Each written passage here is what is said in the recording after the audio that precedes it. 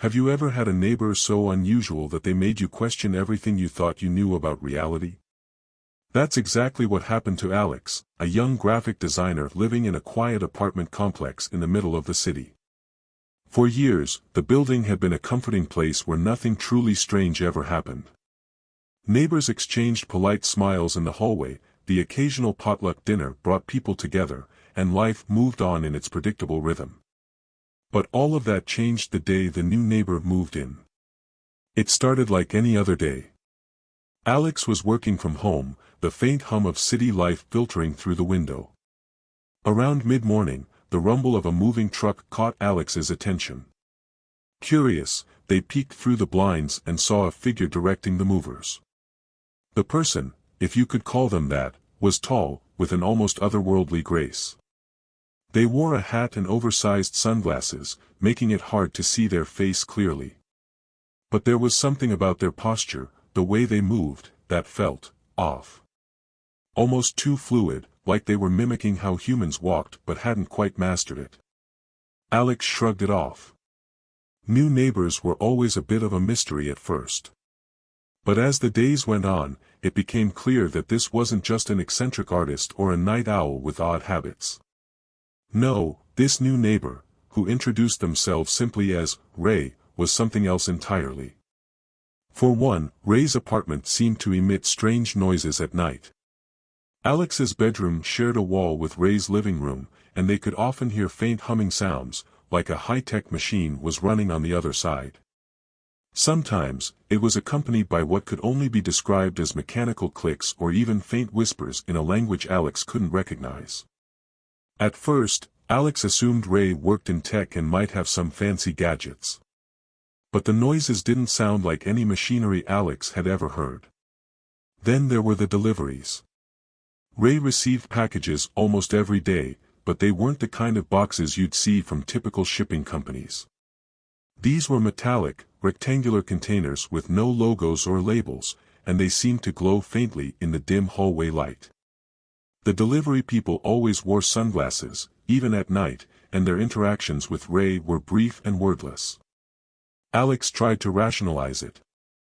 Maybe Ray was some kind of eccentric scientist or an artist working on an unconventional project. But the more they observed, the harder it became to dismiss the growing sense of unease. One evening, Alex decided to attend a small building gathering in the courtyard. Ray was there, keeping mostly to themselves. But at one point, they were invited to join a conversation about favorite foods. That's when things took an even stranger turn. Ray's response was hesitant, as if they were carefully choosing their words. "I enjoy sodium-rich sustenance," they said, their voice smooth but slightly robotic. When someone jokingly asked if that meant chips or ramen, Ray blinked, a slow, deliberate motion that seemed calculated. "Yes," they replied, "both." Alex couldn't help but notice that Ray didn't actually eat or drink anything at the gathering, even though they had accepted a plate of snacks. They merely held it, occasionally sniffing the food before setting it aside. The oddities piled up. One night, Alex was taking out the trash when they noticed Ray's garbage bag sitting by their door. It was transparent, and inside were things Alex couldn't identify.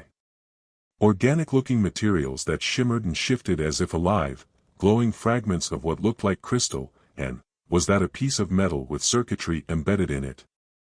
Alex's curiosity was now full-blown suspicion. Determined to uncover the truth, Alex began observing Ray more closely. They noticed late-night visitors who never stayed long and always seemed to arrive in unmarked vehicles. On one occasion, Alex caught a glimpse of strange, ethereal light seeping out from under Ray's door.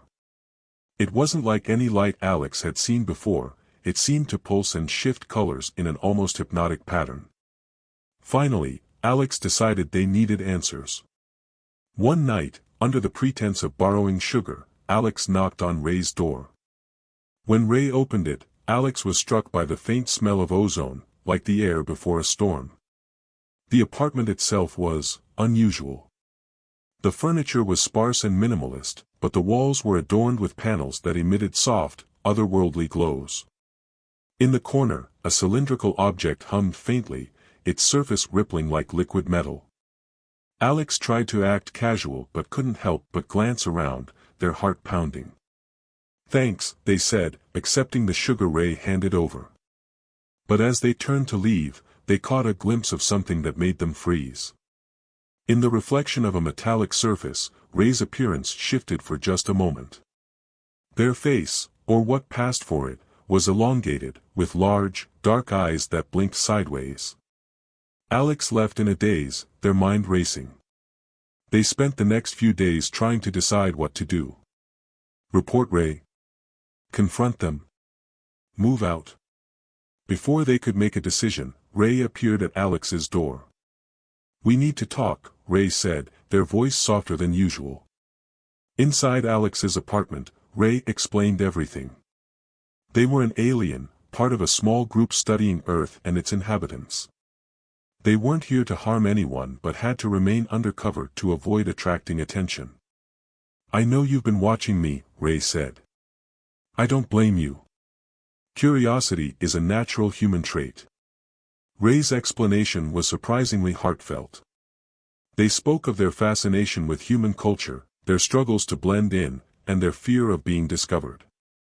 "I just want to coexist peacefully," Ray said. "But there are others who wouldn't understand.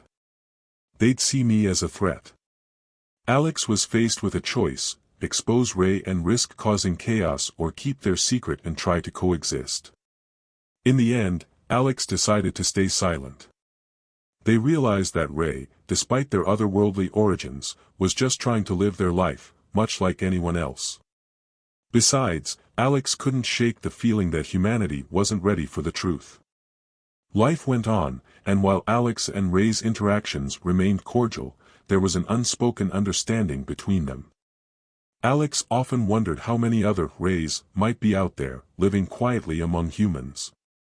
And more importantly, they wondered if humanity would ever be ready to accept them. So the next time you meet a neighbor who seems a little different, maybe think twice before jumping to conclusions.